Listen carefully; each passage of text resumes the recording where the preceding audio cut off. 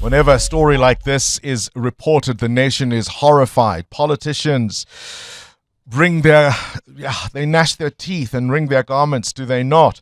But what actually happens years later? Some of the names are familiar enough.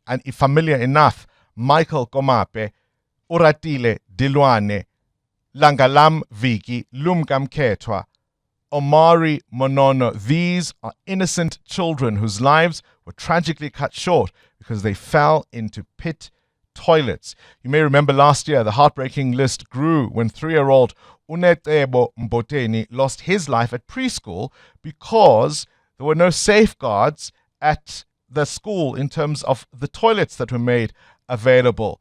The Department of Basic Education made promises, and as I say, whenever we report these kinds of things, politicians want to tear their garments and gnash their teeth. But what actually happens? Well, Amnesty International has been watching all of this, and they're saying there has to be accountability.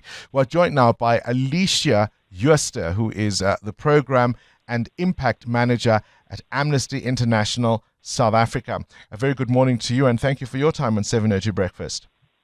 Good morning, Bongani, to you and your listeners, and thanks for having us today. I mean, these are stories none of us want to even talk about. But the sad reality is they have happened and they continue to happen.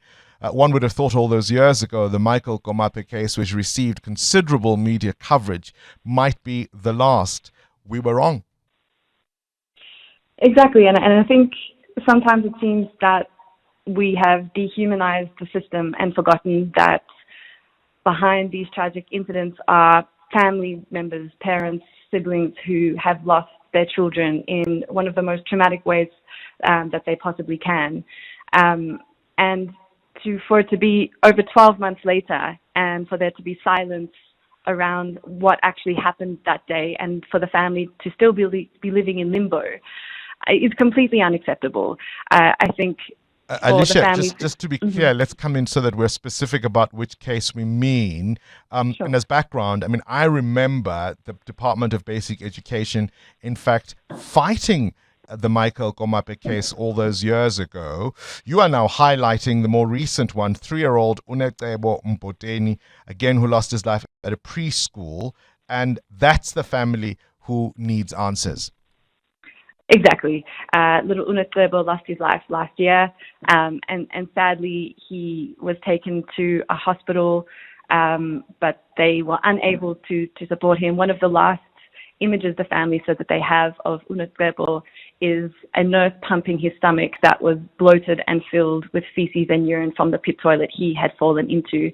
And sadly, the nurses and doctors weren't able to do enough to save him. And when we talk about justice and accountability, that is an image that sticks with the family for the rest of their life. And we are calling on the Department of Basic Education in a way to do the bare minimum to ensure that nothing else happens, no other child loses their life in such a horrendous way. Oh, it's difficult to put it out of my mind, and I didn't even see it, Alicia.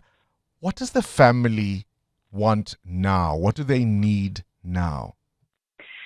The family are desperate for answers. As I mentioned earlier, it's been over a year, and there is silence. There's silence from the daycare center where he fell into the pit toilets on things like whether the pit toilets that he fell into has been removed from the school. There's silence in terms of the commitments that the department made in ensuring that the family had access to counselling. And I think in addition to all of this, the frustration is that they were told at the start of this year from the investigating officer that it could take 3 to 4 years just for the investigation to be finalized. And that is completely unacceptable that it takes that long to find out what happened to your son that day in a place where he should have been safe. The family are asking us to raise awareness and shine a global spotlight on this case in hope that, you know, the hundreds and thousands of people that we're hoping to mobilize put pressure on the Department of Basic Education, the South Africa Police Service, to expedite his case, but also from a systemic level to ensure that this is the last child that ever loses their life in a pit toilet. They're illegal, and they violate many human rights, including the right to dignity, safety, privacy, and in the case like Unecebo's, the right to life. Alicia, is there any explanation for why investigations are that slow? At this stage, sadly not. There aren't any answers as to why it's that slow. I think the family mentioned that it's just because it's a complicated and there are kind of many stakeholders involved. But still, that's unacceptable that a family needs to wait that long for some kind of answer to what happened that day. Where does the buck stop here? Because this was, in this particular case, a daycare center, a preschool. I can see an argument being made that perhaps the Department of Social Development might have had a role, or the provincial department might have answers. Who has to answer here? Yeah, it's a really good question. So in 2022, the oversight of early childhood development centers was moved from the Department of Social Development to the Department of Basic Education. As part of its new role, the department committed to developing infrastructure and resource norms and standards for ECD centers, which includes sanitation facilities. And it's unclear since 2002 if that work has started, and in the meantime, it is jeopardizing and putting the lives of young people like Unecebo at risk, and that's why our focus is on engaging with the Department of Basic Education. I would also imagine this is not a state-run institution or facility, and surely one of the basic requirements, if you are going to allow any to operate, is that you've got safe ways for children to learn. Exactly. And one of our calls is to ensure that the Department of Basic Education commits to not registering new early childhood development centres that operate with pit toilets, so to ensure there's proactive measures in place to make it clear that the use of these pit toilets is unacceptable because they're not safe for young children to be around. But also for the Department of Basic Education to announce an audit into how many ECD centres are using pit toilets. So we have some kind of indication of how many schools there are. Hasn't that been done, Alicia? Not in recent years, no. So we're seeing the audits for schools. So these are your primary and secondary schools, but not for ECD centres. And there's no, from our research, no proactive plan in place to ensure that ECD centres that are using pit toilets have a plan in place to remove those toilets. I mean, that's where the biggest risk would lie. You're talking about toddlers here. You're talking about very young kids. That's who would be most at risk of falling in.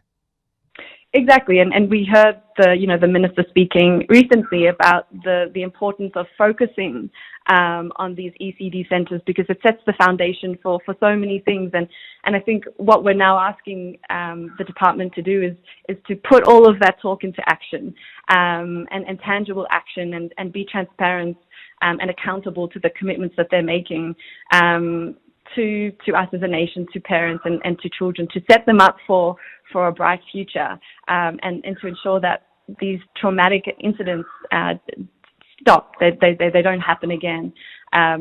Because a family like Unecebo's, it's not something that you ever get over, and no parent should ever be put in that situation. Have you spoken to Unecebo's mother? We are in constant communication with Unecebo's mother. I think we're walking with them every step of the way, so we're not doing anything that they haven't asked us to do because of how traumatic this incident is. And as I mentioned earlier, the Right for Rights campaign that this case falls under, they asked us to run with it because of the global spotlight that it should receive. And kind of, I think there's that desperation for something to happen.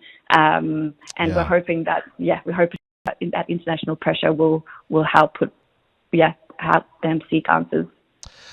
Oh, Alicia Jooste, appreciate your time. Program and Impact Manager at Amnesty International South Africa. I mean, just sit with it for a moment.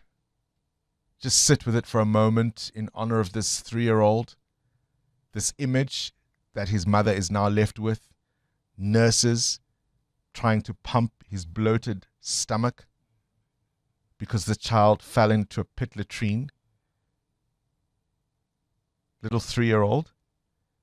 and we don't know how many ECDs, early childhood development centers around the country, have pit toilets when it is toddlers who are most likely to be at risk of falling in?